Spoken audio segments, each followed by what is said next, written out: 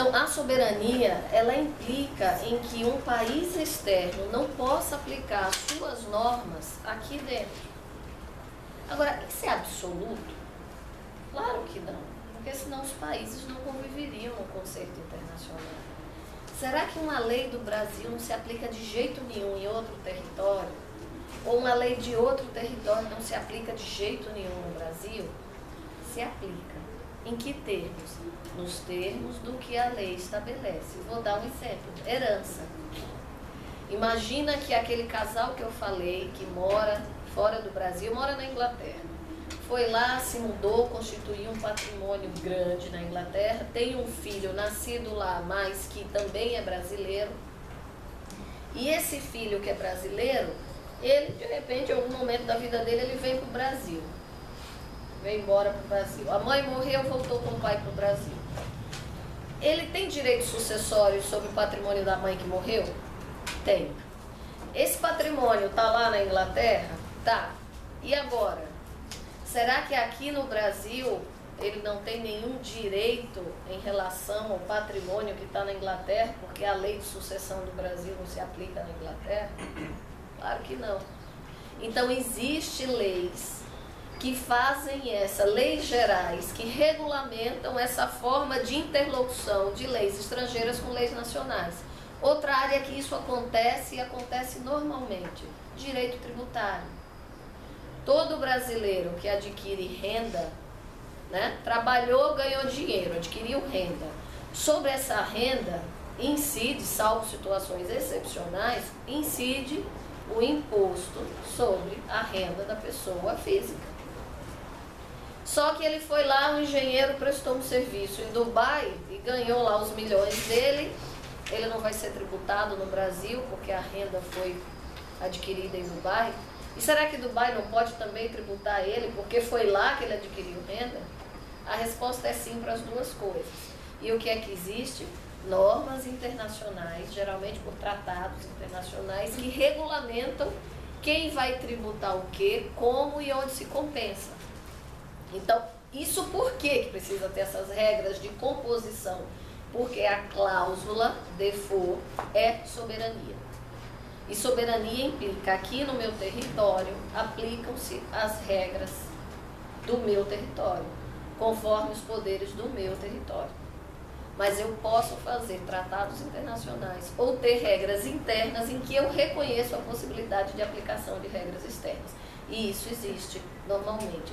Imagina que hoje a gente fala de aldeia global, globalização, mercado sem fronteiras. É óbvio que tinha de ter essas regras de conexão.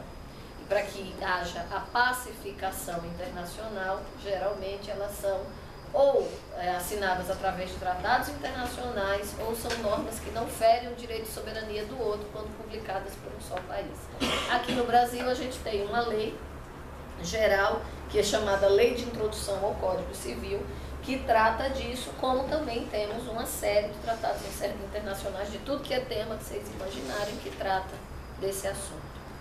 Passado pela lembrança dessa noção de Estado, que vocês estudarem direito constitucional, a gente entra na noção da organização do Estado. Quando eu falo de organização do Estado, eu tenho de pensar que Estado é esse, né? Organização de que Estado? A organização do Estado democrático é diferente da organização do Estado autoritário. A organização de um Estado social é diferente da organização de um Estado simplesmente de direito e que não se preocupa com questões sociais. Então, a administração pública, ela vai tomar a forma do modelo de Estado que foi acolhido pela Constituição. Se a gente fizer aí uma noção pregressa histórica, o Estado, ele passou primeiro pela noção, né, histórica, Revolução Francesa para cá, que é quando nasce o Estado moderno. Ele primeiro nasce com a ideia de Estado democrático, então é a primeira coisa, Estado democrático, na noção de alguém além daquele que é o chefe do poder, decide coisas, né? A democracia, ela inicia como uma democracia restritiva, em que uma parte da burguesia começa a dividir os espaços de poder com o rei. Então era uma democracia restrita, e a teoria democrática tem encaminhado para uma noção de democracia participativa.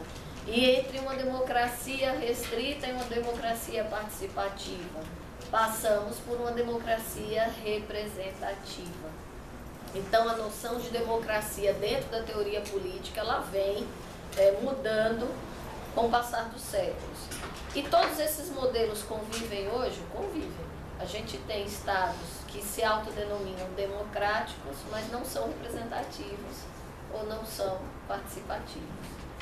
Quem tem uma democracia participativa olha para aquele país e fala: isso não é democracia.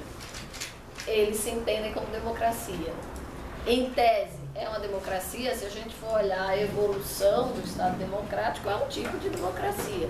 Se é a desejada, se é a melhor, se é a querida, aí é outra coisa. Mas é um modelo. E as democracias, elas podem conviver com regimes autoritários? Diz a teoria atual da democracia que não, né? Diz que não, mas tem vários países no mundo hoje que se encontram nessa situação, que se intitulam democráticos e são autoritários? Tem. Claro que tem. Eu falando já passou aí uma meia dúzia na cabeça de vocês. Óbvio que tem. Então, nesse caminhar do Estado democrático primeiro, né, que vem junto com ele a figura do Estado de Direito. O que é o Estado de Direito? É o Estado que é regido pelas leis. Quem faz essas leis? Quanto mais democrático, há uma representação mais qualificada e há uma participação mais direta. Quanto menos democrático, a gente vai ter uma representação menos qualificada e ausência de participação direta. Então, vamos dizer que o grande salto do Estado pós-Revolução Francesa foi o Estado se transformar num Estado de direito. E aí existe a troca das expressões que a gente estuda quando está estudando teoria geral do Estado, né? A diferença entre o Estado democrático de direito e o Estado de direito democrático. Quando a gente faz esse jogo de palavras, uma grande diferença se coloca entre os dois modelos, né?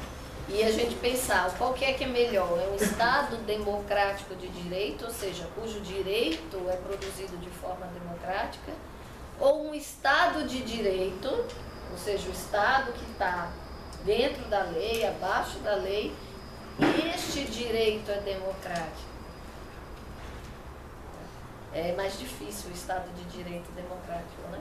Nossa Constituição, ela fala logo no início que o Brasil, né, a República Federativa do Brasil, ela é configurada como um Estado democrático de direito, em que a representação é importante e que o Estado só pode agir abaixo da lei, sob a lei, tá? Além disso, nessa evolução da noção do Estado, surge o Estado de Direito, que a gente entende como não dá para abrir mão disso, o Estado democrático, que a gente entende que não dá para abrir mão disso, mas aí uma nova versão que se chama Estado Social. O que é o Estado Social? É o Estado democrático de direito que resolveu diminuir as diferenças, que resolveu buscar a isonomia, que resolveu buscar a igualdade entre os cidadãos e que para isso se utilizará muitas e muitas vezes da equidade, ou seja, tratar os iguais de forma igual, os desiguais de forma desigual na medida de suas desigualdades. Isso é isonomia, né? Não é tratar todo mundo do mesmo jeito. E aí, para que qualquer um desses estados, o Estado brasileiro, então, que está na Constituição de 88, é um Estado democrático de direito e é um Estado social. Nós adotamos todas vamos dizer, as facetas desse Estado.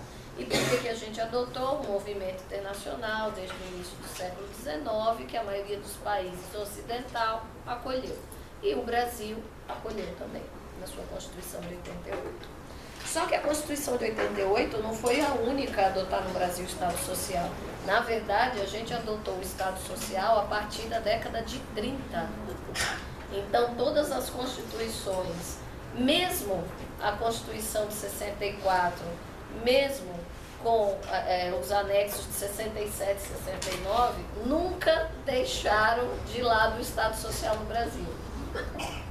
O que aconteceu no período restritivo da ditadura? Diminuição de direitos civis individuais, mas os direitos sociais não foram retirados. Vocês se atentaram para isso? O Brasil nunca deixou de ser um Estado Social de direito, mesmo durante o regime militar.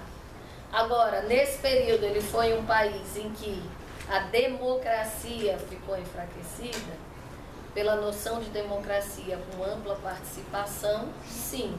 Mas se os senhores consultarem qualquer um que fez parte do regime, eles dizem com todas as letras: nós garantimos a democracia no Brasil. Porque continuou havendo eleições, porque não houve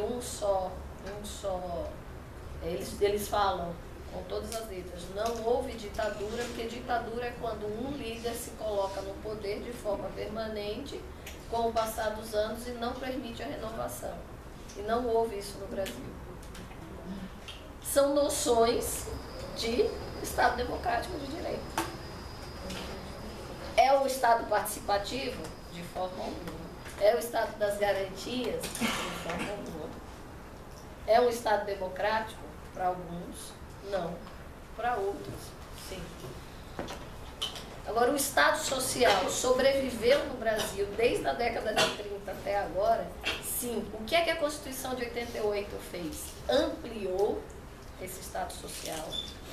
Ela ampliou quais eram os deveres do Estado. Então, a base de deveres do Estado foi ampliada com a Constituição de 88 e garantiu a democracia participativa, pelo menos na lei. O nosso texto constitucional é de uma democracia participativa. A prática democrática do Brasil, do exercício dos poderes políticos, ela é participativa? Não. Mas nós temos uma Constituição de Estado democrático de direito participativo. Tá? Formalmente, na lei, nós temos. Na prática, isso é uma conquista social. O fato de estar na lei é simplesmente o fato de estar na lei. Uma coisa está na lei, outra coisa é como a sociedade funciona e como o Estado funciona. A única coisa que a gente tem hoje é uma garantia que a gente pode exigir isso, mas se houver a inércia, não houver exigência.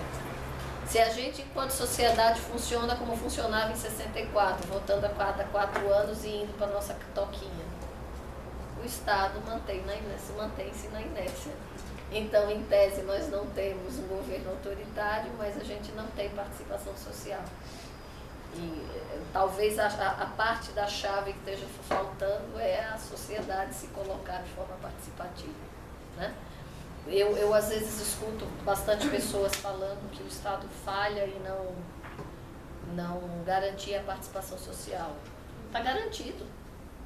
Quer uma lei maior de garantia do que a Constituição? Só que se a gente pensar que é o Estado que tem de regular a participação social perdeu sua maior característica, que é a espontaneidade, que é a iniciativa social. Se o Estado regula como eu posso participar, já não é mais participação social. Ele pode dar limites à minha participação de uma forma de boa convivência? Pode, os limites já estão postos aí na lei também. Eu sei que se eu for fazer passeata, eu não posso quebrar os vidros todos da cidade, não posso arrebentar prédio, isso eu sei, né? Isso daí já sai da participação e vai para o vandalismo, vai para o crime, contra o patrimônio público, enfim. Isso é uma coisa, limite é uma coisa. Agora, eu posso dizer que para participar eu só posso se eu fizer parte do Conselho X, e se nesse Conselho X tiver representante de tal área. Aí o Estado cooptou a participação. Deixou de ser social, deixou de ser espontâneo, deixou de ser participação. Né? Eu vou dar um exemplo pessoal meu. Eu tentei, né, logo que saiu a lei dos conselhos de bairro aqui em São Paulo, aí saiu a eleição. Eu tenho uma visão pessoal muito crítica da política, né? E aí eu falei, não, vou parar de ficar falando mal, vou fazer alguma coisa, eu vou. Eu e meu esposo. Aí saíram as regras. Para você se candidatar, você precisava de 100 assinaturas das pessoas no bairro. É para se candidatar, você assinar uma fichinha e dizer assim, olha, eu quero ser candidato. Aí eu falei, acabou. Bolchevismo, né? Frigir dos ovos. Encontrei um colega de vocês na disciplina que eu dei aí no mês de julho, que conseguiu entrar no conselho, mora no mesmo bairro que eu, conseguiu entrar no conselho. Eu perguntei para ele, como é que você fez, né? Porque eu desisti logo quando eu vi, eu falei, isso é malandragem, isso não é participação. Ele fez, professora, eu fui para a rua, perto do metrô, fiquei parando as pessoas e dizendo o que era, o que não era, e as pessoas foram assinando, me dando o RG delas, e com isso eu consegui me inscrever. Aí eu falei, quem são os seus pares? Ele falou, gente da igreja ou do sindicato. Eu falei, já entendi. Então, isso é participação? Tenho dúvidas. Eu, como uma cidadã normal, que não posso passar o dia no metrô esperando passar gente para eu pegar assinatura, não tenho essa possibilidade, eu estou aqui na universidade segunda a sexta o dia inteiro trabalhando. Não sou uma pessoa elegível para participar da discussão do meu bairro. Então, pensar em modelos de participação implica pensar também em aspectos de espontaneidade dessa participação, né? Esse estado social que a Constituição brasileira desenhou e que lá impõe uma série de deveres a esse estado, ele precisa falar comigo, precisa falar com vocês. Como é que vocês vão falar com o estado? Aí é que surge a administração pública. Se eu preciso de saúde, eu sei onde eu vou. Se eu preciso de educação superior, eu sei onde eu vou. Se eu preciso de educação básica fundamental, eu sei onde eu vou.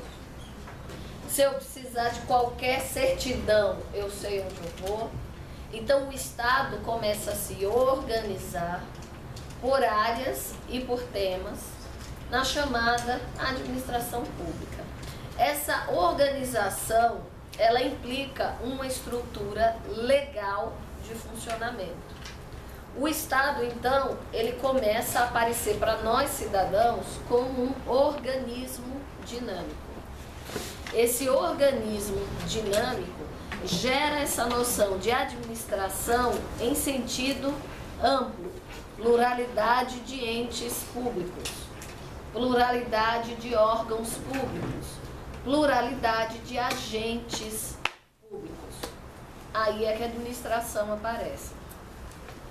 O órgão provém, essa palavra órgão, ela vem do grego organo, que significa instrumento, ferramenta. Então, a administração é instrumento, ferramenta do Estado para falar com o cidadão. Esse sistema de órgãos compõe um aparelho. O sistema de órgãos, ele compõe um aparelho. Isso a gente vê, por exemplo, quando a gente estuda corpo humano, né? Aparelho digestivo, conjunto de órgãos.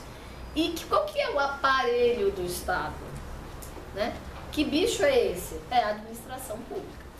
A administração pública é o aparelho do Estado, que visa, que tem como objetivo atender às necessidades públicas e fazer aquilo que a Constituição determina que ele faça. Dentro do modelo brasileiro, em que a administração pública ela se divide em 4 aparelhos, né? O federal,